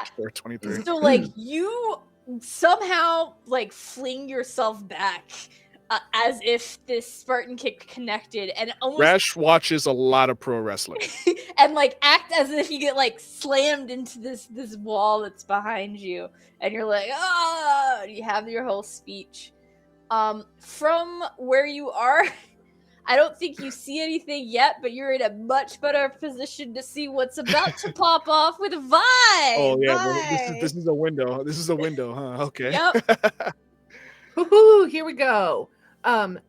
So when that slice comes across, it almost like slow motion, that glass, and then the little drop of blood, and Vi touches her face and sees it and goes, well, and like she doesn't even get the sentence out. She has like second of like clear thought left. Just for cinematic purposes, can I move? Yeah. Okay. So she attempts to run and just like push this door open to get back into the lobby before her like transformation starts to happen. And so she gets there, and it's like everything is just elongating. Like she had tried to say a word, but her face is protruding out like a snout, and her body is getting bigger and her muscles are getting bigger. She just continues to grow, and it feels like it's in, the only way I can describe it is when like Mario gets bigger, it's in like boop, boop, boop. It kind of happens, and it's seems slow because we're going a little in slow motion, but it happens fairly quickly. that she goes from being 6'1" to 40 feet tall. And just basically like a dinosaur. Like she has these huge, she doesn't have a tail, which is why I can't really use the Godzilla reference, but like her feet have formed into claws, and she just looks like this giant dinosaur. Except this is not a 4-story building, and she's not outside. So I don't have a turn. I don't know how it affects when I suddenly hit the ceiling really hard. Yeah, I do love that we might be like too good villains. Like we might be like Yeah. too good at this to be bad villains. Like things like I'm like this is why we're bad at our jobs, is because we're good at the real shit. We're bad at being fake bad guys. There we go. Before we find out We're what good at happens being when I real hit bad the guys. ceiling, before we find out what happens when I hit the ceiling, it just goes to like a real quick confession cam that goes, I don't know what they thought would happen when they put me with a low damage job. And then it cuts back. It actually cuts to Steven, the red shirt intern in the van, going shit, shit, shit, shit, and like scrambling and like falling backwards out of his chair and trying to do it. And then it flashes to a confession cam with him and be like, I'm not paying enough for I'm actually not paying at all. I don't know how I got this job. I'm told everyone who's an intern has to do a rotation. But and then it flashes to the continued growing. So you will hit the ceiling at the end of the round right before your turn. We'll say that's how you lost your turn, is that whole growing and losing control thing. So Grizlar, you hear some sort of commotioning happening. You hear crashing and banging because, you know, Vi is rapidly growing in this very small space. You hear patrons screaming because most of them noticed this at this point because she came out into the lobby area. Yeah. So what Grizz is going to do, he's gonna top off of Howler. He's gonna give him one last look and go back to the lobby to see where Vi is. And he's gonna have to give Vi his attention. He knows that's so what's gonna happen. So we kind of but as this happens though too, because normally he likes fighting, but like he hates having to fight his friends, even though she's kind of like a catch at this point. So like his glow kind of dims, like his spines kind of lose a little bit of their glow, so they're kind of a little dimmer now. But so yeah, he's going to go and just try to get Vi's attention. Mm-hmm. I guess. Yeah, I guess he'll make like. He doesn't want to hurt her though, so yeah, he's gonna try to get her attention, but I can only do action rolls, so I'm gonna have to try to hurt her a little bit. So never mind. Only do action. In this form, I feel like she can take a hit. Yeah, I can take a couple hits. True. True. I can only do action rolls. Like I'm an action hero, so that's all I can do is issue action challenges. So couldn't it also be an action challenge if you're throwing stuff at me? Yeah. Or you can attack me straight on. I don't care. It's going to be an action no matter what, because you still are fully engaged with Howler. So it will be an action roll, and if you succeed, you'll disengage with Howler and be able to get to Vi. Oh, I'm still engaged with them? Because I was on top of them. Okay, but he's biting me. I got you. He's biting you like a chew toy. Cool. Like a squeaky chew toy. I do not squeak, okay? It's more like a kind of like a squeak, like a... Fine, whatever. Not a coin. You're so clean. You are squeaky clean. I am. Dang it. I do this to myself. Except now you have a little bit of like tooth plaque on you from the werewolf. It's gonna be a quick confession. Do you know how hard it is to get scales clean after something like that? It takes hours. And then back to the scene. All right. Come on. Whew. Okay. Ooh, yeah. With your bonuses, yeah, very easily disengage and make it back into the lobby. You see Vi. I headbutt him. Vi is at this moment growing very rapidly and trying to like stumble their way to the center of this lobby.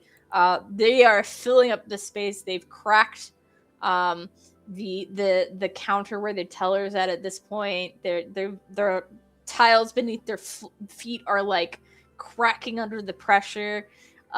They are about to hit the ceiling in this bank. That's gonna go very bad. So yeah, you rolled well enough where I don't think you have any trouble hitting Vi. Correct me if I'm wrong. Vi, your action defense in this form is not 20 or more. No. I just also would like to say that there's not a second character sheet. Everything is still the same. Yep. Unless later we make a second character sheet. But no, it's all still the same. That would be a 9. Yeah. So whacks you on, Yeah. we'll say your shin at this point since you're growing. Yeah, so I kind of just run and kind of just use my tail as like a whip almost, kind of like just not my most dangerous move, just something that's still going to kind of hit him. So yeah, just kind of thwap him with the tail. And it will succeed, so you will take either a plot point or a plot armor. That's okay. It is a successful attack. We're taking a plot point. And can we make my token huge? Because that'd be really funny. I think I can do that, actually. Give me one. I tried. It wouldn't let me. How confused is this crowd too? Like now they're seeing us fight, so this is going. Like these heroes better step in. I'm gonna be mad if we go through all this and we don't get paid. Oh yeah. Oh. You don't have to do the token thing. I was just thinking it'd be really funny. I do not know Owlbear well enough to be able to enlarge that easily. When you click on the token, you should see 2 arrows pop up on either side of it, and you should be able to like slide those. To make her big. Oh, that's what those do. Those are big Vi. Okay. I have a plan to keep it into like the Russo. Like Grizlar's like, oh no, Grizlar's being controlled by the dusty, cloudy thing. I have to attack my own friend now. So that's what he says before he does it. What we're doing is we don't gotta justify our actions. Well, no, to make it seem like the heroes are doing it. So it's making it seem like oh no, the hero is doing this to me because they're super strong. So you successfully whack in the shins, Vi. It is the hero's turn. You see, if you could see, Heaven Strike's face, it would probably be very shocked, but it's behind a helm. That's the benefit of helmets. Superheroes, wear your helmets because no one can tell if you lose your poker face. They're going to stumble back a little bit, trying to figure out what to do. And kind of make stumble back enough so that they can make eye contact with both of their friends, and they're like very confused. And actually, technically, this is something I've added because it's not base mechanics, but I've added team combo moves. And as a superhero team, they have a combo move that they're going to try to do. I don't know if it will happen. We'll see. They're each going to roll a different stat that they add to see if it's going to happen. Our Valiant leader is going to roll drama to make it believable. Oh God! Not believable. These guys are the absolute worst. Keep the spin down dice. Howler is going to try and contribute in an action way.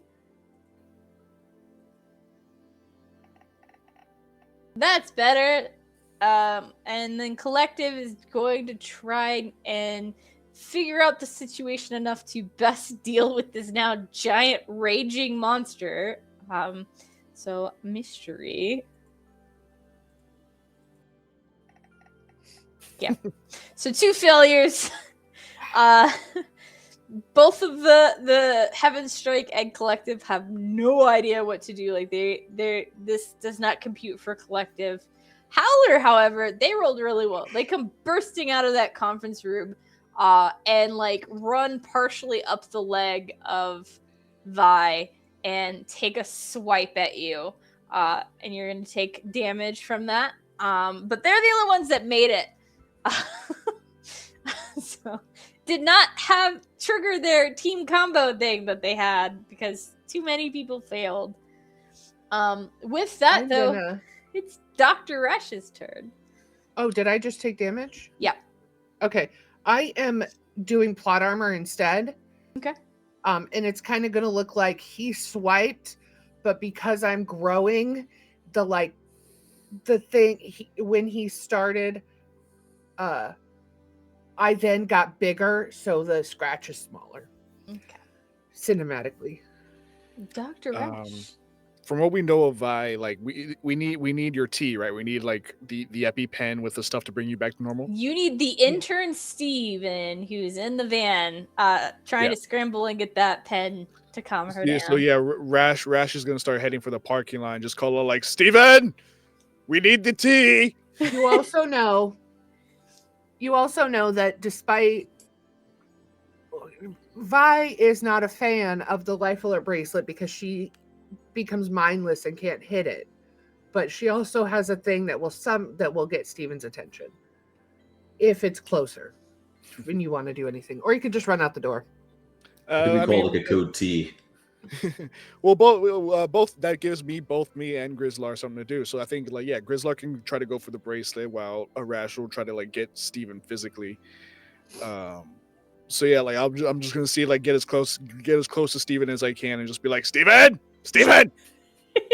Yeah, so give me an action roll to see if you can make it to Steven and back into the bank in one turn. Just bolting. 11. You can make it to Steven, and you see the little scrambling dude on the floor, and he gets the pin. And do you want him to hand it to you? Are you just grabbing Steven? I'm just gonna grab the whole Steven. I'm just gonna pick him up entirely and just bring him with. Yeah, so you can get to Steven, grab the whole Steven, and probably make it to the door, back to the door of the bank. And you have this poor Steven. It's time for some experience in the field. I don't know that I'm waiting for that, Dr. Rash. So Vi, we're back to you. You no longer have a lost turn, but you are now 40 feet tall. Well, you were going to tell me what happens when I hit the ceiling. At the very start of your turn, you hit the ceiling and you burst it open. So your head's now out of the building. You have provided structural damage. The ceiling is now cracking and falling. I would just like to say that the bank provided structural damage. No, we're gonna say it's connection. Right on it. Connection provided structural damage for causing the bank guy to run. So we can build them. I like to think that's your confession cam flip. It's I would just like to say connection is at fault here. Exactly. What the essentially mindless dinosaur does is feels something on her leg and goes to grab Howler to lift him up. Mm-hmm. She's not trying to harm him. Yeah. We're taking him off the leg and we're holding him up. So essentially he'd be above the roof. Mm-hmm. Mm-hmm. Go ahead and give me an action to see if you can get a hold of this little big guy without hurting him. Action is -1. Do I get a prop bonus for being a prop? For being your own prop. In this case where you're trying to grab a little thing on you, no. But in the case of fighting something or destroying something, I will give you a bonus for being your big dino self. Okay, a 6. You cannot get a hold of this little guy. He is scrambling around you and trying not to get caught. And it's just a little too slippery of a little guy for being a wolf. He sure is eel-like right now. Sorry. Back up at the top. Do I have to roll a thing for a failure? Oh yeah, for an action failure. Thank you. Never mind. I don't know what I was talking about. Yeah, give me a D20 for an action. Do we have any homework before we leave? Yeah. Shut up. A 6. We gotta collect our homework assignment. Oh. So you injure yourself in this. That's fine. So you I'm gonna be a little bit mean. Describe to me how you injure yourself trying to scramble to grab this little werewolf guy off you.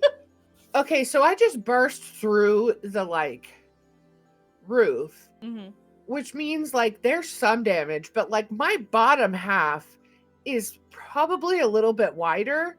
Therefore, the hole is not that. So she tries to find him and ends up knocking against all of the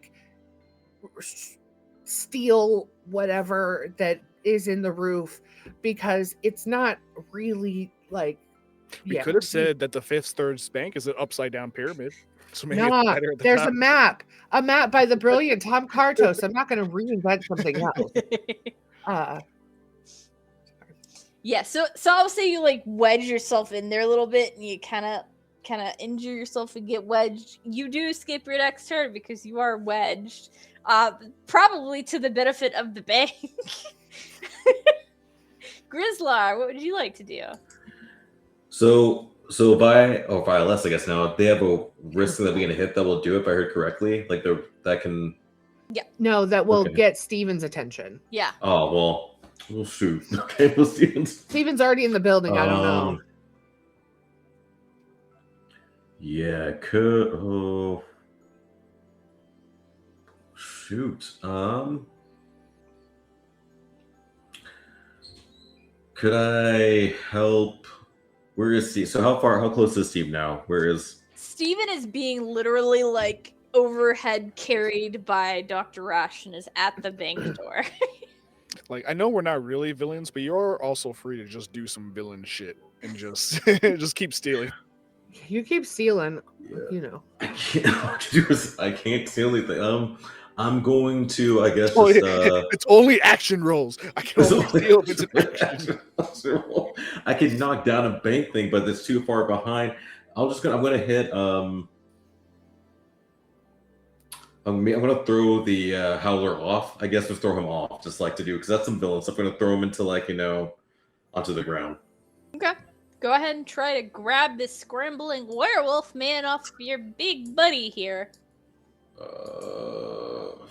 Dang it, let's see. Come on.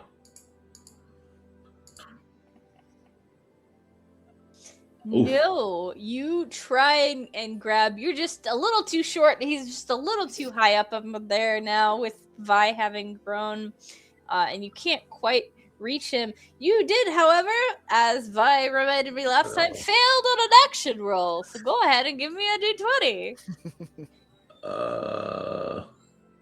Oh, I got prop again. More prop can't be used again. I got a 14. 14, yes, damaged. So you trying to scramble onto this, you lose your janitor hat. You no longer have your janitor hat for the moment. I had a hat? You had a janitor hat. Yeah, your janitor uniform. From your good old days of head of janitor-ness. Yeah, you hear the loudest roar of distress.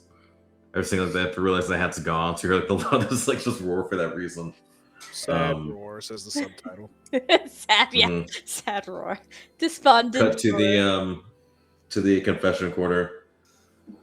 That was the first hat that they gave me. Grizlar, sad, Mrs. Hat. Cut back to the scene. So it is the hero's turn. And I'm going to roll to see if Collective picks up what you're doing, Dr. Rash, because he's the smartest of them. And we'll see if he realizes what he needs to help with. 11. I'm going to say he realizes that you ran to get someone because Vi is real big, but he doesn't quite understand what is going on with that. So I think he vaguely moves in this direction to maybe help, but he has no idea what's going on. Heaven's Strike is still just very confused and is like looking between everyone and has no idea what's going on, and just kind of like squares up with Vi, like puts their wall shield in front of them and is going to almost like booster boots fly at Vi and try and like knock her in some way. You know, how well that goes, we'll see here in a second. I'm really hoping for explosion one of these days.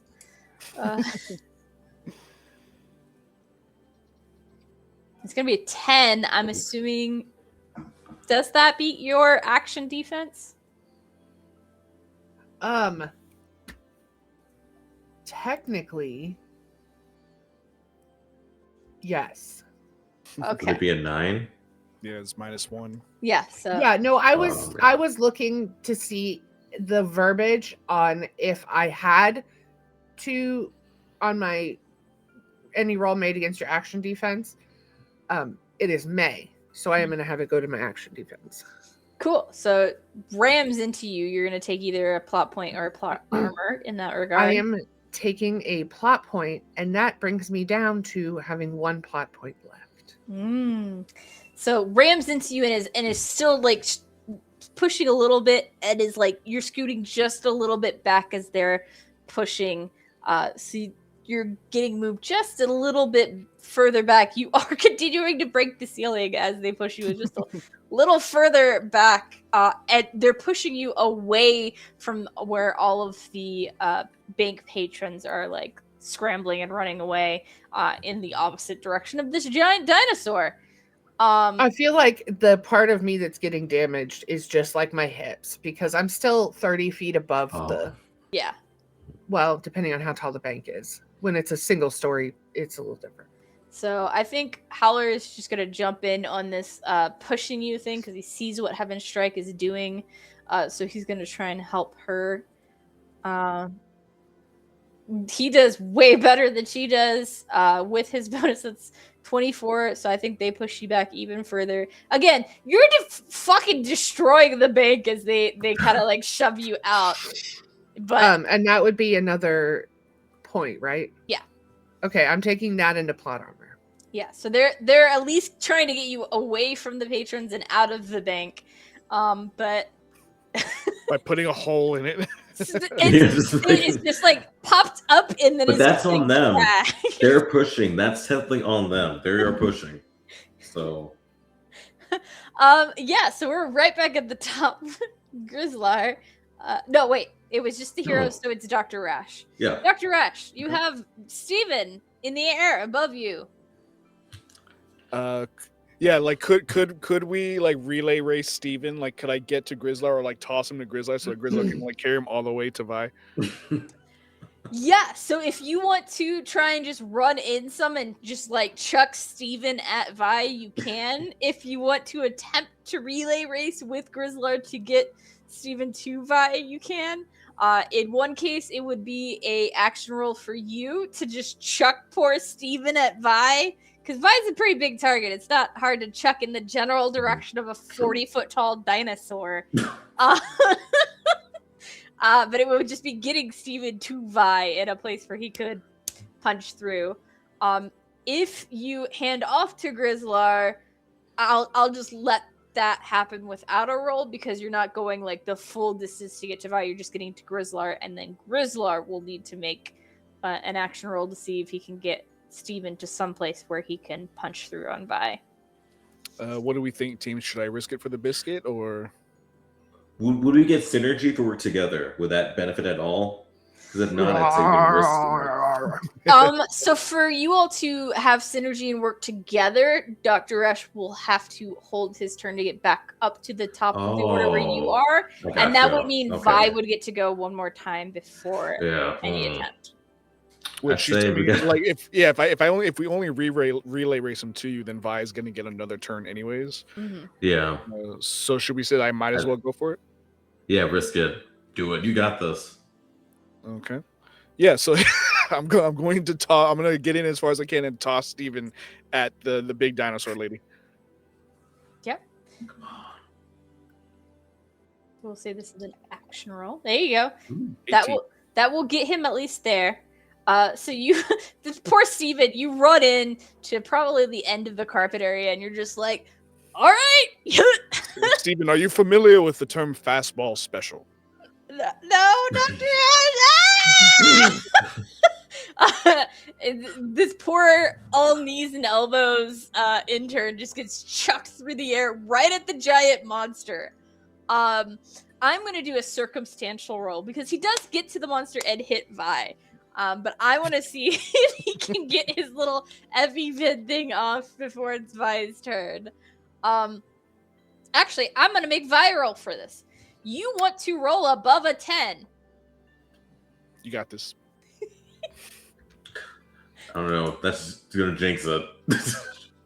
Yes. Hey! Yeah. You gotta believe. So you just hear poor Steven through the air, smacks into your shin, scrambles, and manages to get to like your kneecap-ish, and like hits this like big needle thing with a pneumatic poof. You hear like that positive air that you do with like an EpiPen or something, but it's even stronger because it's got to get through those scales and that dinosaur skin into it, and you get a burst of that tea.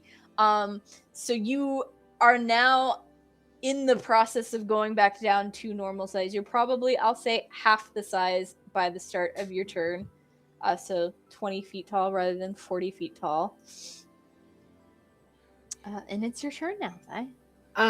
Until the transformation is complete, she's still pretty mindless. Mm-hmm.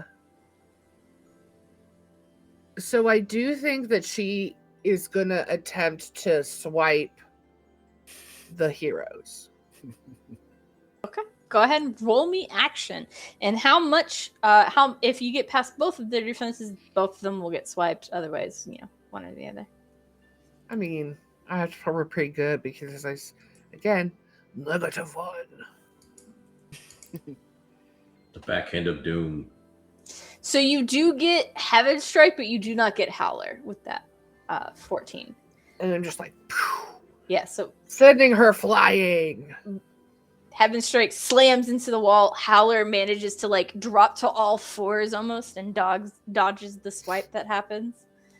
And then we're back up at the top. Grizlar, it's your turn. You see that Vi is successfully, and poor Steven is still like holding on to the now shrinking like knee area. So I think it's time.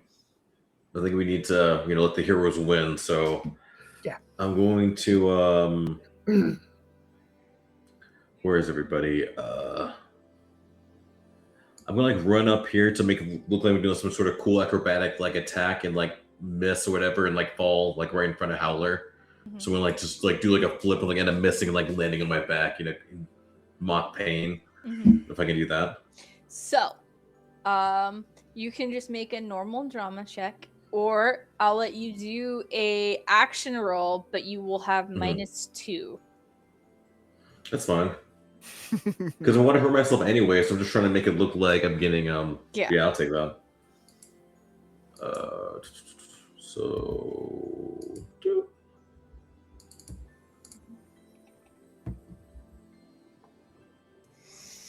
you probably get to the point where you're hopping off and you skid and hurt yourself just a little too early. Like you go to like do some cool like fake stunt work off the thing and you're like, I skipped stunt class.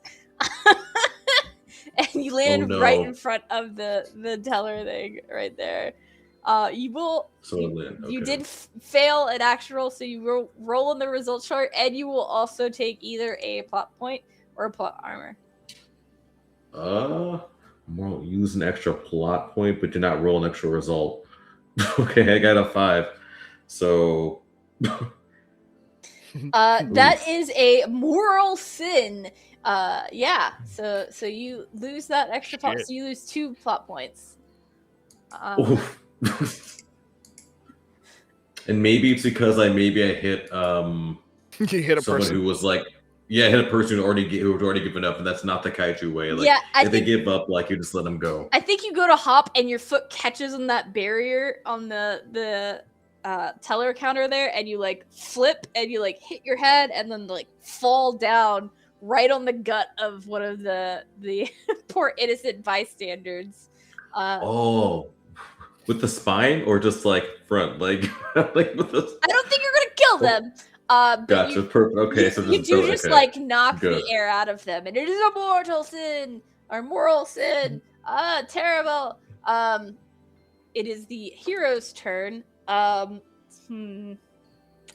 think seeing Vi shrink, Heaven Strike is going to try and unfurl their wings and flap up to kind of like mid-height, so where they are like almost eye to eye with Vi at 20 feet, but more mid-lobby, and is going to attempt to do something. If this person can roll good and not terrible, that would be great. That's not bad.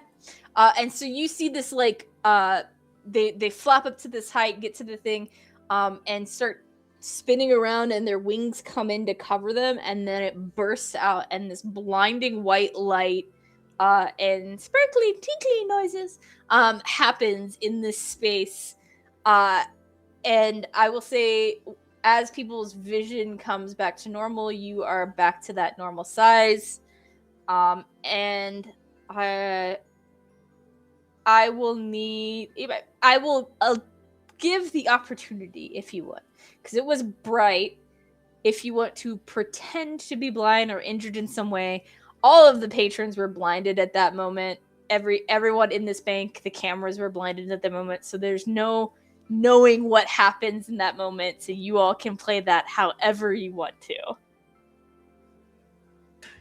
Hurt myself for no reason.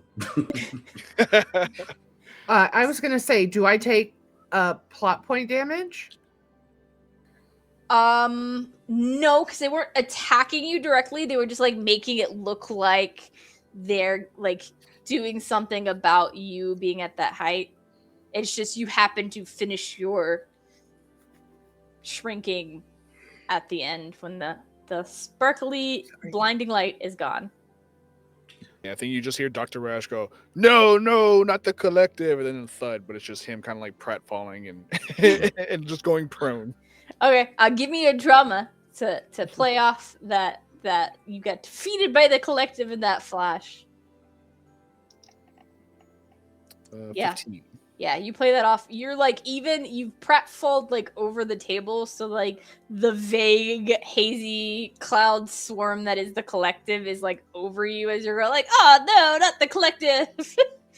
I tell Patface, sit, just sit. Yeah, I'm gonna do the same thing, kind of like when I'm gonna quietly apologize to the dude I landed on, and then just just like, dude, I would have flipped to a confession cam as you're apologizing, like, I'm so sorry. I have Grizlar's brought shame on his family. Not good to hit someone who's not capable of fighting. Grizlar feels shame. A lot of shame.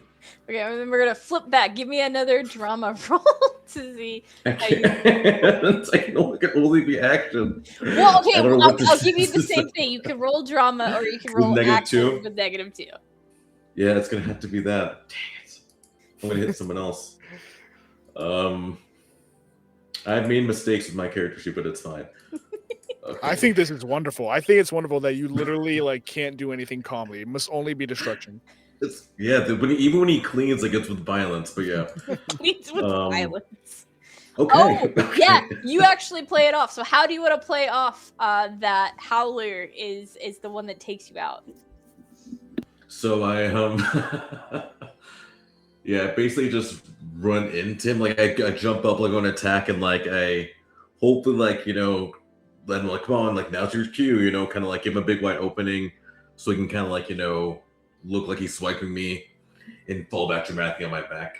Yeah, like you're running up to him and he's like braced and ready to fight you again, and then you like go wide. He can tell you're going wide, and he looks confused for a second, and then he kind of just like kicks you, and then stands over you menacingly. Vi, what would you like to do? Well, I thought that I kind of self-scripted this all, that I would hit 0 plot points by the time I got to my form, but that didn't happen. We're too good at our jobs. So something happens that causes her to faint, like pass out. Mm-hmm. As she's going down and this bright light hits, and she's just going to be unconscious. Okay, so are you faking it or actually going unconscious? So that would be my question. You can sort of faking it. She's weak. Yeah. Because she just had to take... No, sir, I'm trying to... Yes, she's weak. So she's sort of... But she's honestly, it's kind of like... just laying there. Yeah, so I will give you a synergy bonus of 2 for that drama roll. Okay, cool, because it's already a +5. Or a +3. Mm-hmm.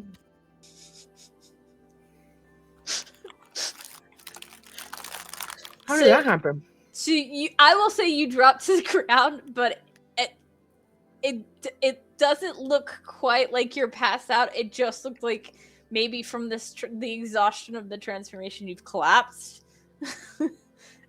less like dramatic. You defeated me, and more just like puppet strings collapsed. So I'll say with that, the combat is over in appearance at least, and so the villains will gather you up and make a show of like putting you in handcuffs and like dragging you out as like cop cars and SWAT cars pull into the parking lot, blinking. They like escort you out the front, and they'll like make a show of getting into the vans with you. And as the SWAT van pulls away, they start like, you know, undoing your handcuffs and stuff because it's a fake arrest. And you see Heaven Strike does another kind of like bright glow for a second, and instead of the form that you saw there in the place, it is probably like a just under 5 foot tall, like rainbow dyed hair, early to mid 20s, runner body, like young woman. And she has like a big signet ring that's that same kind of like design that you saw, and she does not have 4 arms anymore. She just has the 2 arms, and she's like, oh my god, I'm so sorry, are you guys okay? Grizlar, I think you guys need some more training. Just a little more training. I am so sorry. And you see like howlers, and you see like, you hear like bones cracking and like shifting, and he turns into kind of like an almost like 1920s like aristocracies gentleman, because he has that pin like 3-piece suit on, and he's like, yeah, what for? So sorry there, so very sorry.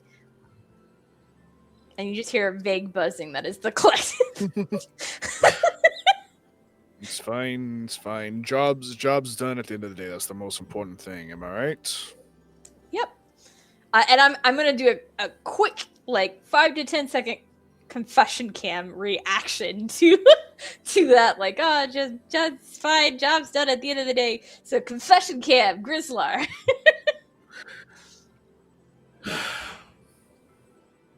Yeah, you see him just roll his eyes and just kind of look at the camera, just like. Confession cam, Dr. Rash.